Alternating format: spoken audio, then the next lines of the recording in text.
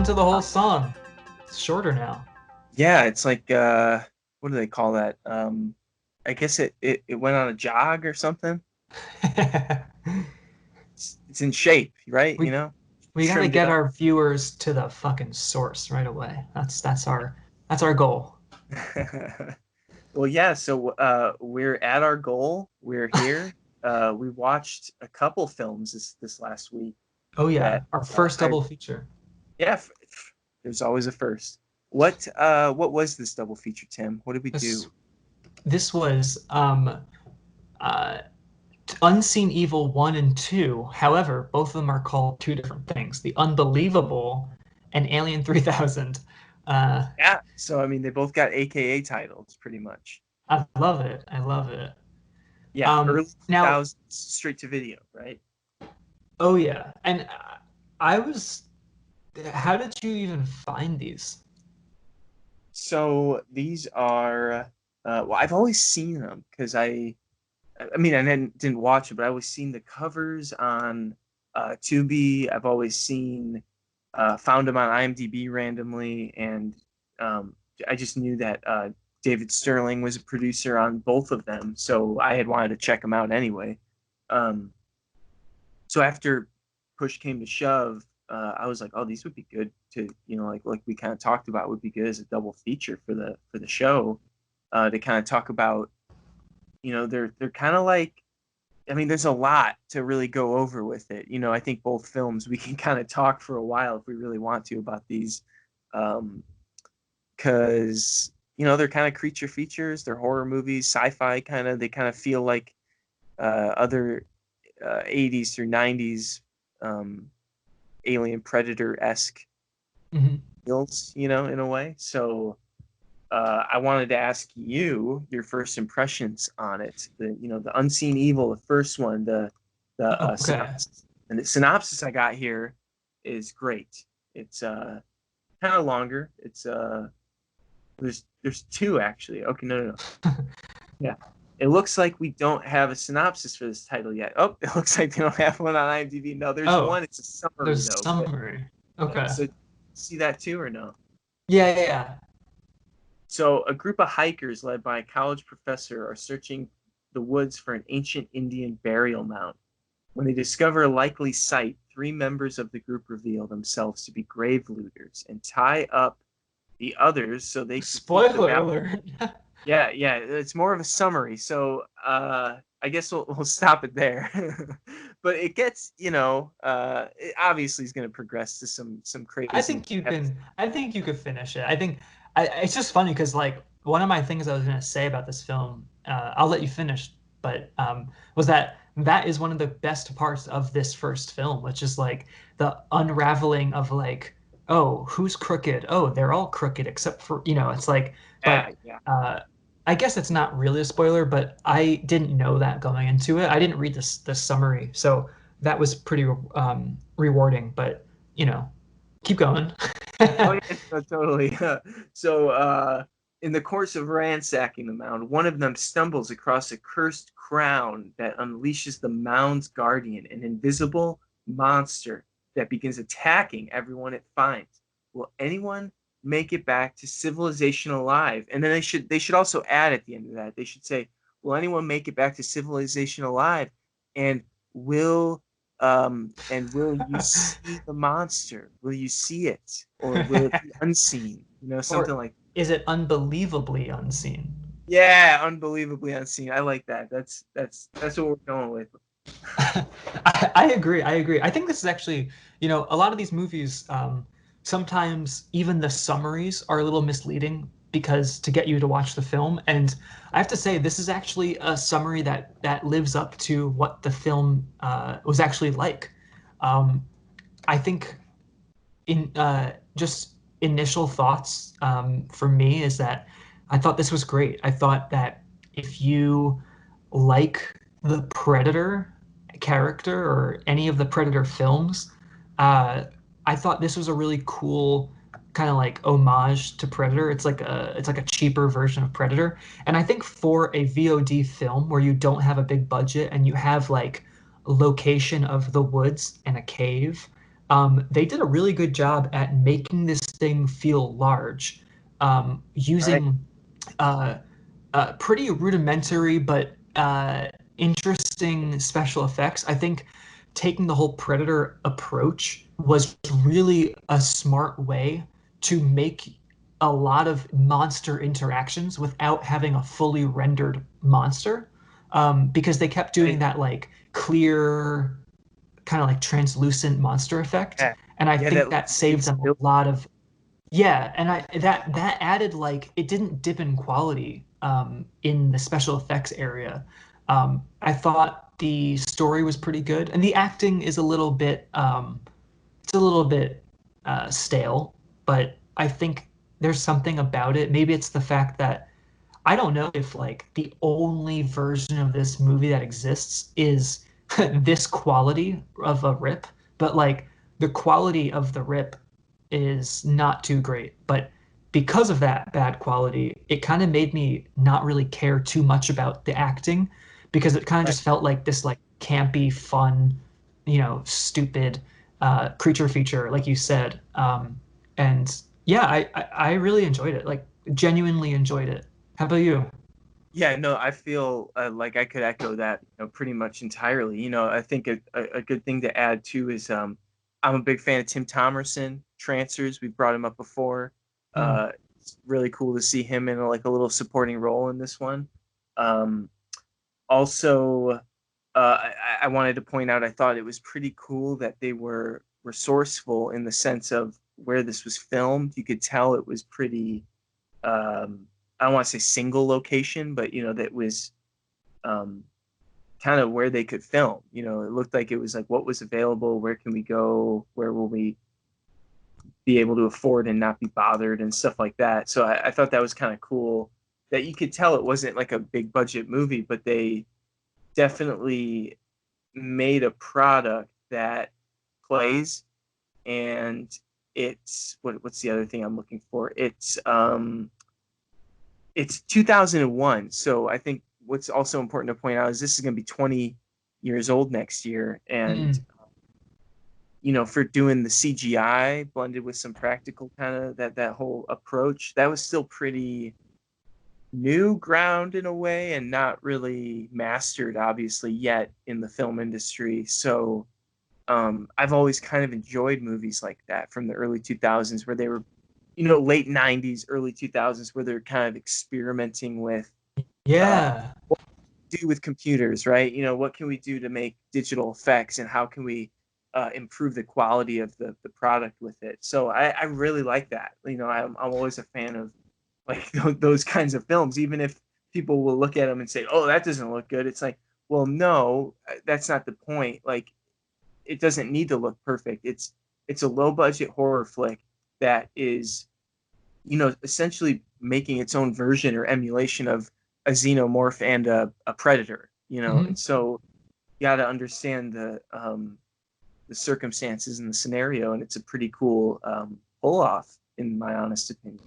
I think that is such a good point. Like, you gotta always take into account like when these movies were made. Like, that's very ambitious to make to like, you know, do something that has CGI. And I think that when they did show the monster, I thought it was very endearing. This movie definitely felt like a labor of love. I think that uh, the story itself was great. Like, it kept, there was elements of like a little bit of like Evil Dead, where they just, instead of trying to show the monster every single time, they did it from the perspective of the monster traveling towards the van where they're all stuck inside.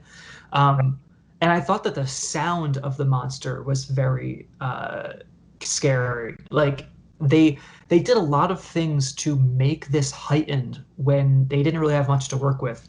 And also, to Ah, your point about like doing, for the time, especially with the budget, probably what they could do with it. The first opening like 5 minutes where they're showing like the, ancient civilization stuff looks yes. sick. Yeah, it did. It set up a vibe. It set up a kind of a cool tone, something different, but also kind of drew your curiosity into it. So, um, this is one of those movies that I could see myself revisiting both of them, because they're just kind of like I think you kind of said it before. They're it's easy to watch, I guess, in a way. Like it's pretty easy to just like enjoy something like this. At least I find it easy to. So yeah. I mean, this is something I would enjoy owning both of these films on DVD if I had the chance. So I actually thought about it. It's funny. I would actually watch this again too, and I think I would actually. I mean, I don't know if you want to get to Alien 3000, but I would yeah, actually watch Alien 3000. Like I liked that better than this first one, but by no means would I not ever need to see this movie again. It's pretty entertaining. Um, I, also Tim Thomerson's character was great. I like the way that he kind of like came back into the story later on, and like I don't know, it's just clever writing in some spots, like the way he was right, on the walkie-talkie and being like, "I'm on my way," but he could see them. right. It was just good. I Very surprising. Yeah, man. Oh, I'm glad you said that because yeah, it's one of those movies you just gotta you kind of roll with it. If you're a fan of some of the cult people like Tim Thomerson, it's easy to just enjoy, and there's enough resourceful, low budget filmmaking techniques that I think can kind of inspire in a way that to make you want to do it or to try it. Like I always like movies like this for that reason because after I finish watching them, it's like, oh, like that makes me want to put together a cool kind of script that's kind of ambitious, but like we know what we can pull off, and Mm, that's what we're gonna go for, and obviously they did have some budget, of course, but yeah. yeah, it was cool, and you can actually get this on David Sterling's DVD website through Kunaki, and it's $5 on DVD. The first one. Oh, sweet, sweet. I could send you a link if you want. We could post that in the info about it. So. Yeah, yeah. Let's do that. Let's get to Alien 3000, also known as Unseen Evil 2. Yeah. Because I will say this, and let's start with your initial thoughts. I was like I loved the fact that Unseen Evil 1 ended with the ability to make a second film, and it's safe to say that, I mean, with some caveats, that Unseen Evil 2, Alien 3000, does in fact pick up from where the first film left off, and Right. it does like I love that shit. So what was your initial thoughts on give me 3000 things you liked about Alien Okay. So 3000? all right, let's do it. Here we go. Number 3,000. I like the opening fade. No, I'm just kidding. So no, I agree with you 100% on that because as much as I did enjoy the first one, this one was the second one. I think is the better film. Um, it's a little more enjoyable. The acting and the production quality and all that. I think it takes like a step up in a way too.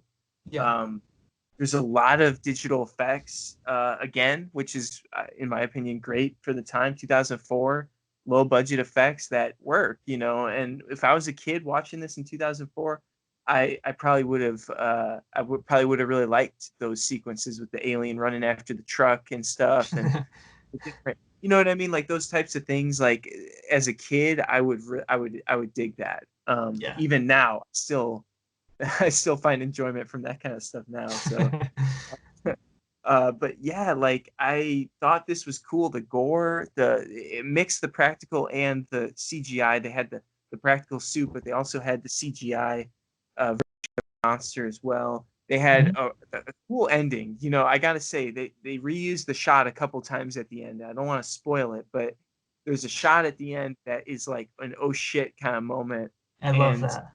yeah, and I liked how it ended on that. I thought that was really cool. There's Where's a my lot of Unseen Evil 3? Come on, guys. I know I would watch that. Come on, and that especially story wise, where we're at then at that point, Oh yeah. that would be a pretty wild That'd trilogy be, to that'd be close. awesome. Yeah. So I liked it though. It's still again it had that kind of Predator xenomorph vibe. It had the rogue military unit in the jungle, so there's always, or not the jungle, but you know what I'm saying, in the forest. So that whole military thing reminds me of Predator and Alien, of course, and Yeah. uh, so I really just, yeah, it was easy for me to watch as well.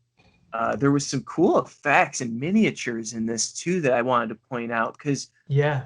especially like the explosions and shit that they did, that was, you could tell that the director who also edited it, Jeff Leroy, he did some good mini work on this where they sold it, dude. There's a truck going off a cliff. There's some things blowing up. Like Yeah, there's like that was awesome. stuff. Like I was like, damn, that was impressive, dude. Like that, I'm all about that. Like I like that kind of stuff. So I can't knock this one either, because there's too much to enjoy. You want a good fun B movie?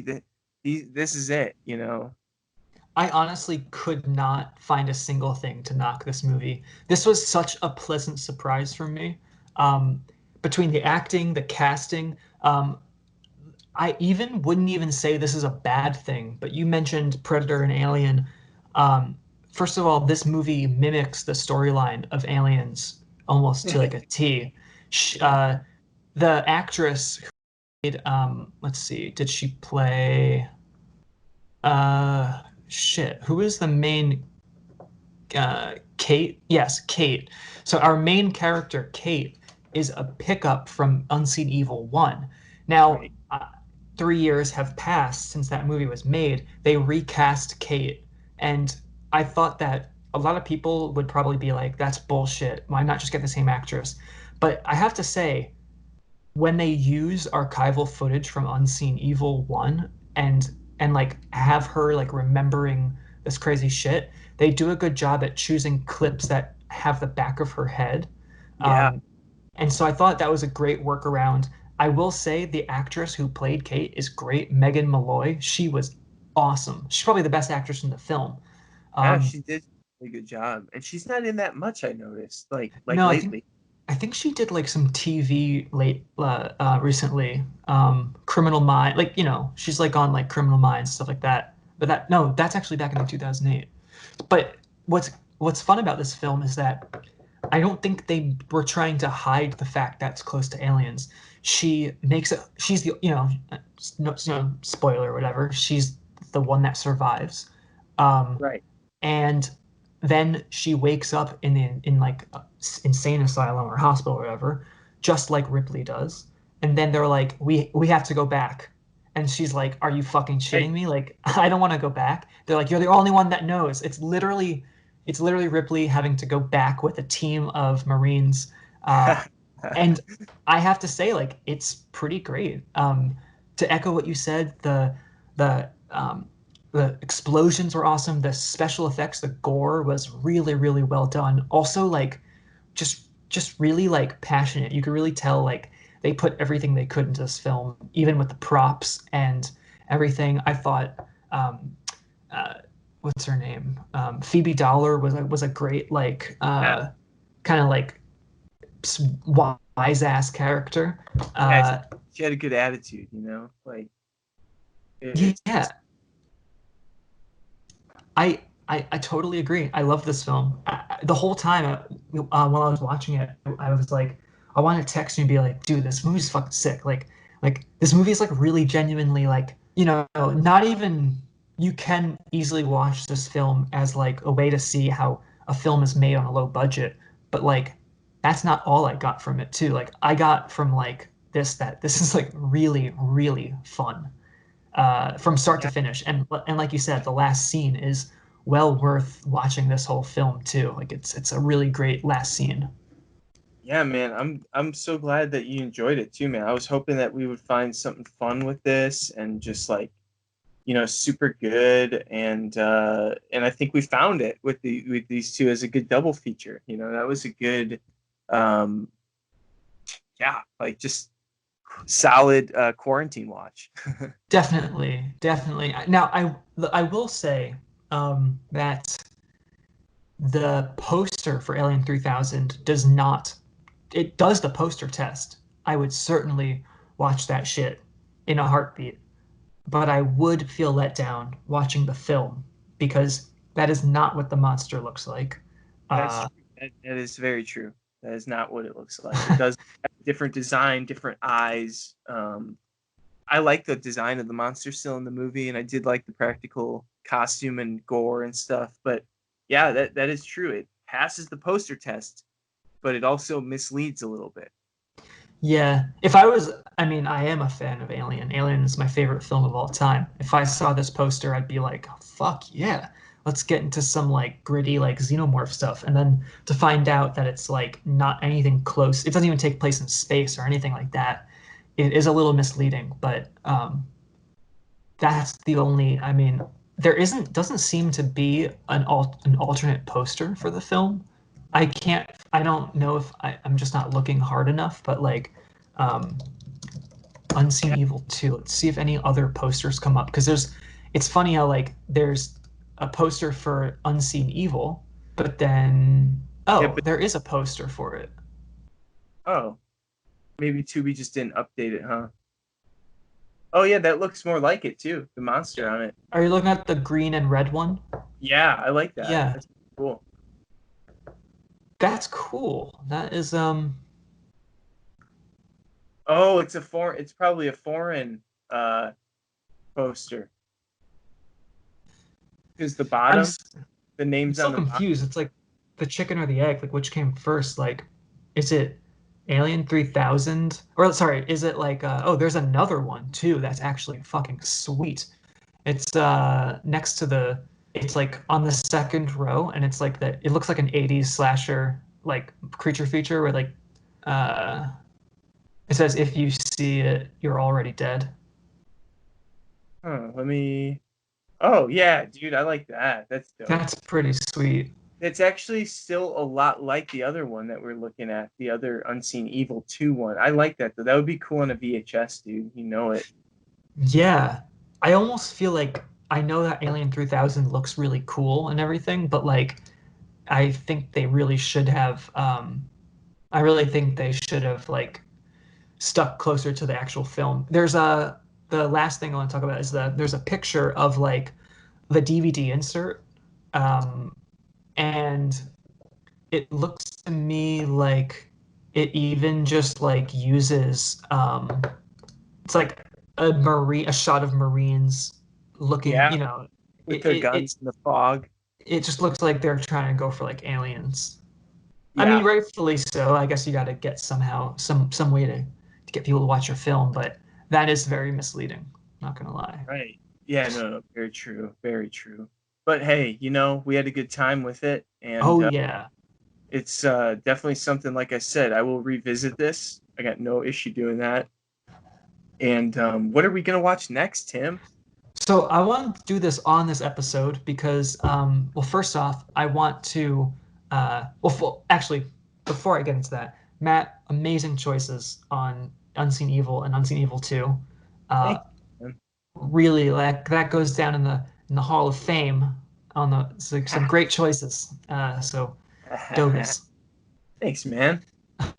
Um, Appreciate that. so we uh, reviewed the film The Tooth Fairy a while ago. That was produced by Proportion Productions or released by them. Distributed is the word I'm looking for. And they found a review, which is exactly why we are doing VodPod, which is so awesome to see. Like, I know we don't have a lot of subscribers and stuff. That's not really why we're doing this, but we're doing this to like talk about films that a lot of people overlook because of a quality or whatever, and trying to find the good and like trying to see like why someone would actually make the movie from start to finish and release it and follow their fucking dreams. So it's so Yeah, cool that we got reached out to by Proportion Productions. They found a review. They reached out to us, and they were so nice. They sent us one, two, three, four, five, six, seven films, seven screeners to review. And he was like, it's Scott Jeffrey, that's his name. He was like, this could be really a good thing for you guys to like get some watching in during the quarantine. So we certainly appreciate that. Yeah, we're gonna knock these out, and I'm so excited to watch some new movies from them. That's like a really uh, cool, generous extension, an Yeah, offer, just to give that opportunity to some people that just want to watch some movies. we've made it to the big leagues, dude. Like this is it. This is Uh, it. all right, I'm done. I'm putting that loan down on the fucking mansion. Oh, oh. So I'm getting the Range Rover. Uh, Yeah. so I want and let's I thought it'd be fun because I haven't looked into these either, but in the spirit of our show, I thought let's go off the title of the film, and whichever one sounds the most interesting, let's review that one. Yeah, that Okay. sounds great. So, here we go. We got Don't Speak. We have Foxtrap, Clown Doll, Cupid, Final Scream, Unhinged, which is a remake, and House on Elm Lake. Ooh, wow. The ones that stand out to me right off the bat there would be Clown Doll, House on Elm Lake, and probably toss up between shit, this is tough. Actually, all of those. So I'm just gonna, yeah, Clown Doll or House on Elm Lake are my top two name titles. So you had me at Clown Doll. I was really feeling that film. So I think what we'll do is let's do the next two episodes. Let's do Clown Doll, and then in a separate episode, let's do House on Elm Lake. Yeah, dude.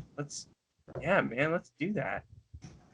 That would be Okay, awesome. I'm stoked. So this is our first two screeners sent to us by the lovely people at Proportion Productions. So stoked. I'm really stoked. Hell yeah, me too, man. This is gonna be a lot of fun. I think Clown Doll and you said House on Elm Lake is the other one we'll go with. Yes, yes. I mean, Clown Doll already passed the poster test for me. I like All the right, let cover me a lot. check that out before I we like that. It's cre- oh, that was creepy to me. he'll love you to death. Oh, Ooh, and get this. It's directed by Scott Jeffrey and written by Scott Jeffrey, who is the guy who sent us these screeners. that's awesome. And then House on Elm Lake. That's so House awesome. Dude. on Elm Lake. This is released in 2017. Wait, am I looking at the right film? Yeah, House on Elm Lake. I thought. Why do I feel Yeah. like House on Elm Lake is on Tubi? Is it? It's on Prime. Oh, it might be on Tubi as well, though. Some of these films may very well be on Tubi, which is pretty cool, and that just furthers our plug for both independent films and for Tubi. So that's pretty cool. Oh, this is the film. Oh, House on Elm Lake. That poster is badass. Oh yeah, I like that. You got another a little creepy. All right, so Clown Doll, I will see you in the next episode. Matt, this is so much fun. I know it's tough during this time to get stuff going, but I'm really glad we can still do this despite being in lockdown. It's a Same, real bright spot for me. same, dude. Big bright part of the day. So we just gotta keep doing it because otherwise they'll go crazy. But yeah, dude, no, I had a ton of fun. Um, just wanted to say thank you. Anyone that's checking this out, thank you for taking a moment to Yes. listen to us babble about movies.